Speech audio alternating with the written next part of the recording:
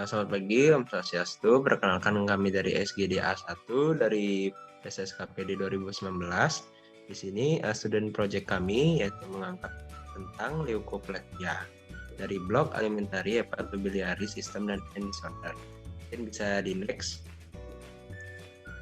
Berikut merupakan anggota kelompok kami, yaitu yang pertama ada Marieta Julieta, yang kedua ada Putu Risya Sadu, yang ketiga ada Igusti Ayu Chandra Dewi, yang keempat ada Isma Tiffany, yang kelima ada Stephen Christian, yang keenam ada Marcelino Christian Santoso, yang selanjutnya ada Nyoman Sudah Sembara, terus saya sendiri, yang selanjutnya ada Igusti Bagus Arya di Kusuma Jaya, yaitu ada Ana Agung Sagung istri Anam Praba Artasari, ada Nima Deni Lamandaswari, ada Niketut Kristiani, dan yang terakhir ada Inengah Rakas.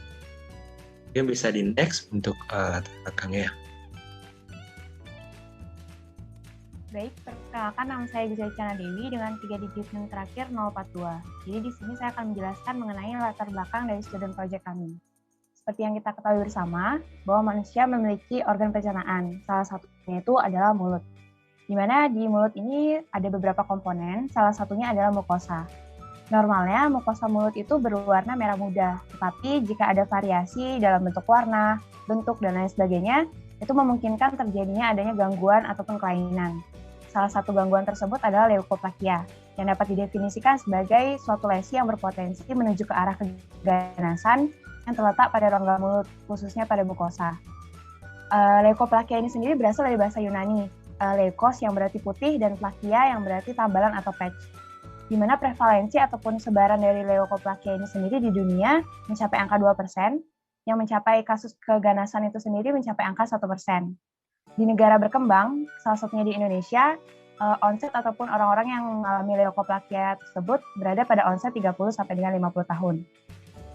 Penyebabnya sendiri belum ada penyebab spesifiknya, namun dikatakan bisa multifaktorial, seperti halnya merokok, penyalahgunaan alkohol, cedera mekanis yang berlangsung lama, dan juga infeksi dari Candida albicans.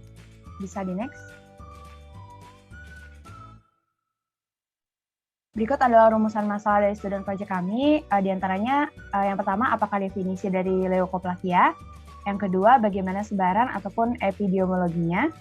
Yang ketiga, bagaimana etiologi dari leukoplegia? Yang keempat, bagaimana patofisiologinya? Yang kelima, bagaimana cara melakukan diagnosis dan mencari diagnosis bandingnya? Dan yang keenam, bagaimana cara pencegahan ataupun tata laksana dari pengobatan leukoplegia? Bisa di next.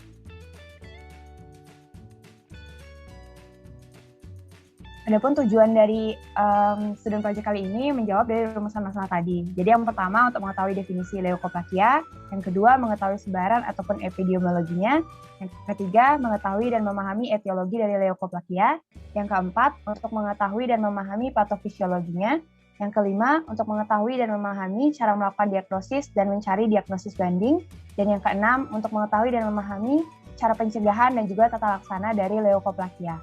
Bisa di next.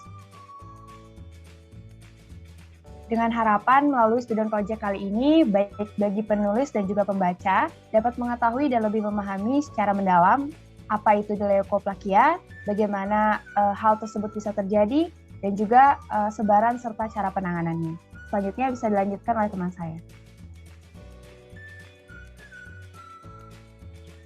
Perkenalkan, nama saya Nyoman Sudah Sembara dengan NIM 1902511179. Di sini saya akan menjelaskan tentang definisi.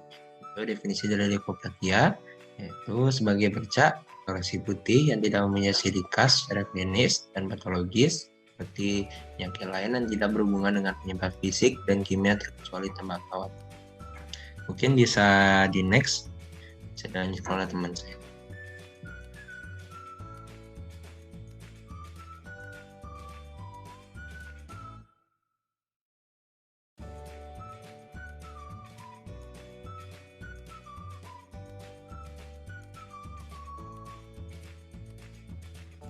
Baik, perkenalkan nama saya Isma Tiffany dengan NIM 19025111070. Jadi di sini etiologi dari leukoplegia. Etiologi dari beberapa kasus leukoplegia sampai saat ini masih belum diketahui. Namun dari beberapa penelitian ada beberapa faktor risiko yang paling sering dikaitkan dengan leukoplegia, yaitu penggunaan tembakau dalam jangka panjang, penggunaan olahan pinang atau sirih di beberapa daerah, kemudian asap dari ujung rokok yang terbakar, atau penggunaan alat lain yang serupa, kemudian penggunaan alkohol dalam jangka waktu yang panjang. Nah, faktor-faktor tersebut dapat menyebabkan iritasi pada mukosa mulut yang dapat mempercepat terjadinya leukoplakia. Next.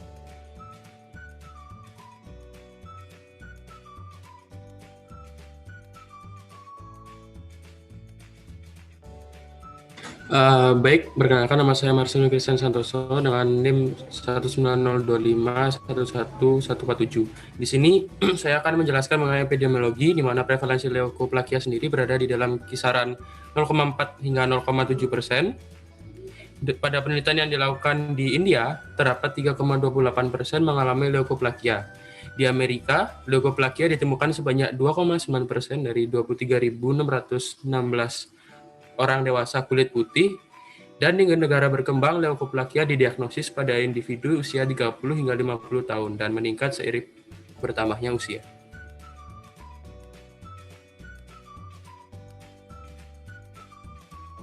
Baik, perkenalkan nama lengkap saya Maria Julieta Candelaria Andarato dengan NIM 190251101. Jadi untuk patofisiologi dari leukoplakia, yang pertama, ketika sebuah sel jaringan terkena salah satu jenis karsinogen, sel jaringan tersebut mungkin akan mencoba beradaptasi dengan karsinogen tersebut. Peningkatan proliferasi sel, penyusutan kapasitas sitosol, dan beban organel yang menyatu menjadi upaya sel dalam beradaptasi. Ketika tahap adaptasi dan kerusakan sel dihentikan, sel secara bertahap mencapai tahap kerusakan sel yang akan bermanifestasi sebagai apoptosis atau transformasi ganas. Transformasi memfasilitasi kerusakan genetik lebih lanjut sehingga mendorong sel lebih jauh di sepanjang jalur menuju transformasi ganas. Selain itu juga ketika leukoplakia terjadi sebagai lesi kulit prakanker, stimulasi kronis seperti dari merokok dapat menyebabkan atipisme seluler yang menyebabkan leukoplakia mukosa. Panas dari asap dan iritasi gesekan dari bentuk kunyahan menyebabkan rangsangan keratinosit sebagai respon pelindung yang menyebabkan hiperkeratinisasi. Selanjutnya akan dijelaskan oleh teman saya.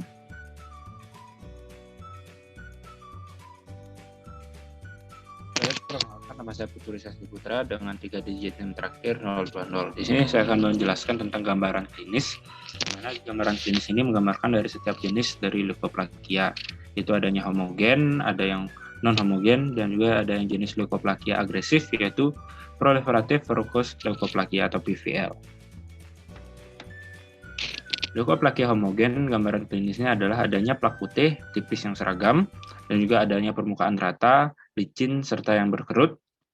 Plak berbatas tegas, dan tidak ditemukannya fisul, eritema, nodular, dan juga verrucosa. Seperti pada di layar, yaitu leukoplakia homogen pada daerah dorsolateral kiri lidah.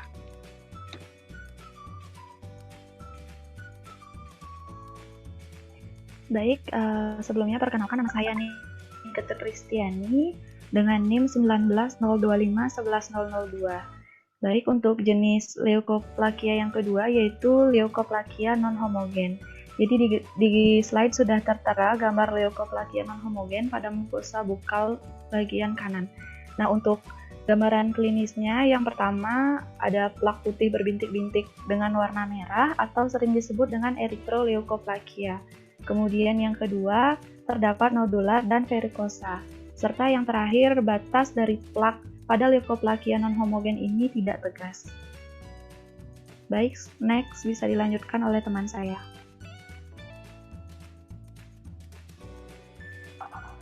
Baik, perkenalkan nama saya Gusti Bagus Ahredik Sumajaya dengan NIM 19025111197. Untuk yang ketiga ada PVL, yaitu proliferative verrucous leukoplakia. Jadi ciri-cirinya itu antara lain yang pertama, terdapat plak yang meluas kurang lebih 3 cm, selnya ada multifokal, selnya sering pada limfa, mukosa bukal dan lidah, dan yang terakhir dijumpai adanya leukoplakia dengan verrucous. Untuk gambarnya bisa lihat di sebelah kanan, gambar dari proliferative verrucous dari leukoplakia pada gigi paha atas. Next.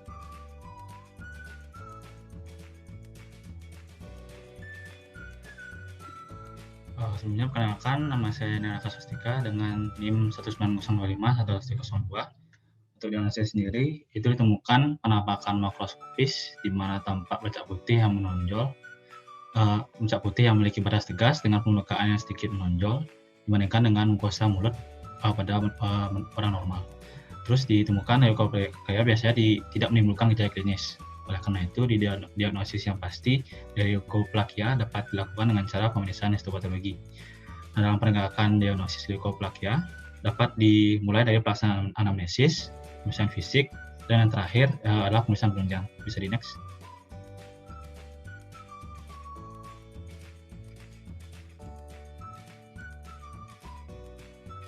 Baik, untuk pemeriksaan penunjangnya yaitu pemeriksaan histopatologi, di mana pada pemeriksaan histopatologi ini akan tampak penebalan pada bagian stratum corneum kulit atau hiperkeratosis, pada stratum spinosum atau akantosis, bukan adanya apoptosis, tidak terdapat tanda displasia, infiltrasi round cell partial yang dekat, dan terdapat epithelial field.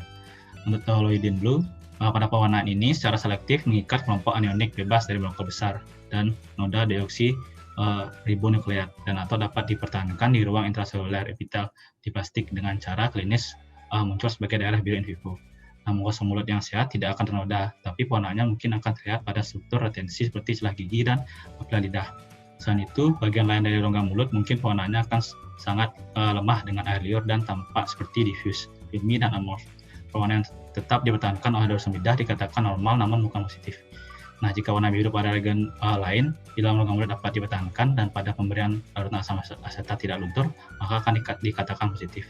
Untuk mengurangi hasil positif palsu, dengan hasil yang pertama nyatakan positif, maka dilakukan tes kembali setelah 10-14 hari. Lalu untuk endoskopi fleksibel dapat meningkatkan inspeksi rinci mukosa rongga mulut dan dapat menjadi alat yang ampuh untuk memeriksa leukoplakia oral.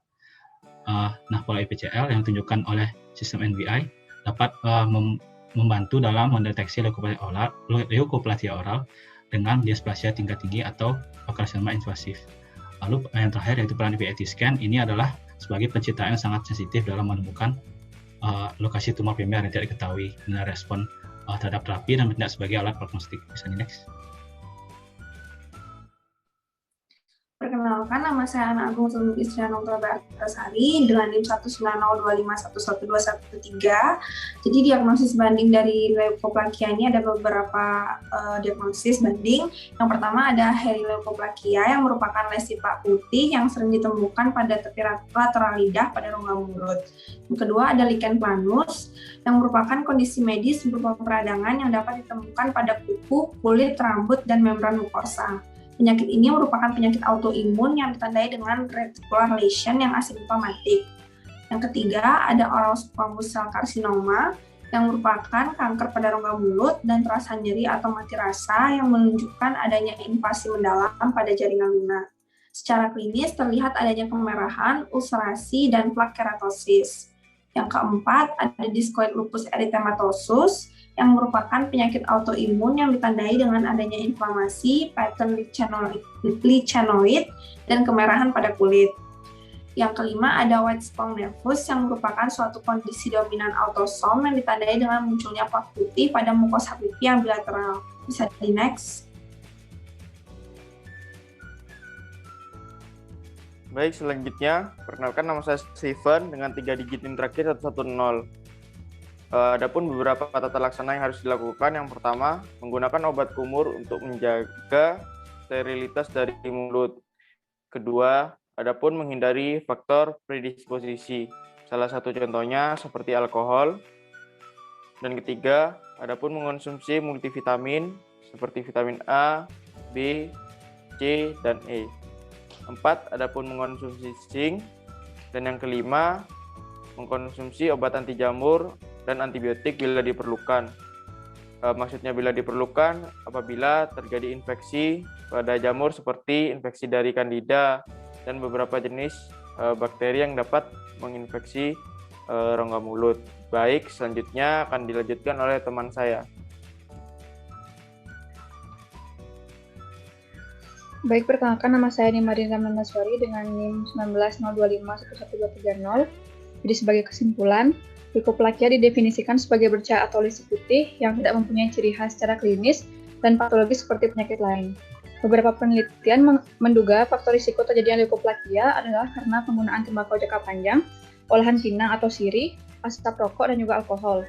Di negara berkembang, leukoplakia didiagnosis pada individu usia 30-50 tahun dan meningkat seiring bertambahnya usia. Leukoplakia terjadi akibat dari adanya respon adaptasi sel dan jaringan oleh adanya karsinogen. Percepatan pembelahan sel yang dicatat pada tahap awal transformasi memfasilitasi kerusakan genetik lebih lanjut. Pada pasien leukoplakia homogen akan terlihat plak putih tipis yang seragam dengan permukaan rata, licin, dan juga berkerut. Sedangkan pada leukoplakia non-homogen atau heterogen akan dijumpai plak putih area berbintik-bintik merah. Untuk diagnosis leukoplakia dapat dilakukan dengan pemeriksaan histopatologi, toluidin blue, endoskopi, dan juga PET scan. Perawatan pada pasien dapat dilakukan dengan memberikan obat kumur, vitamin A, vitamin B, vitamin E, vitamin C, dan juga zinc. Dapat juga diberikan antibiotik seperti fluidomycin apabila terdapat infeksi bakteri dan juga fluconazole untuk infeksi jamur.